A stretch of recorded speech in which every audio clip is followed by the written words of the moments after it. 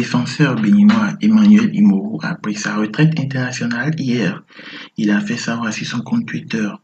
13 ans après avoir débuté ma carrière de footballeur professionnel, j'ai décidé de raccrocher les crampons.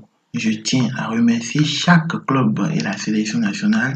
Ils m'ont permis de vivre de ma passion et je suis fier d'avoir porté leurs couleurs. Je leur dois énormément, a-t-il écrit dans son message de revoir. Il a par ailleurs remercié toutes les personnes qui l'ont encouragé, supporté et soutenu tout au long de sa carrière.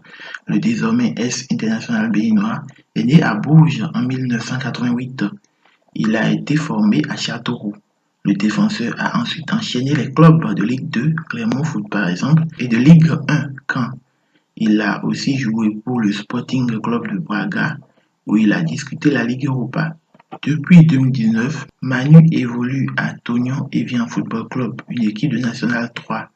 En sélection nationale, le défenseur béninois a participé à la CAN 2010 en Angola avec les écuries du Bénin.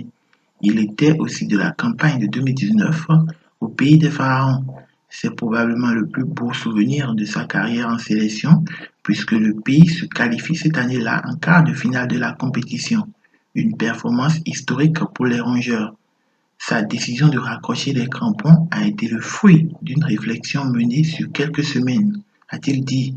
Je voulais vraiment finir à Tonon et faire ma reconversion dans le club, comme c'était plus ou moins prévu, a-t-il déclaré. Les choses ont fait que pour moi le projet ne correspondait plus à ce qu'on m'avait vendu en arrivant. Quand je suis arrivé, on était dans un fonctionnement de club pro et ce n'est plus le cas aujourd'hui.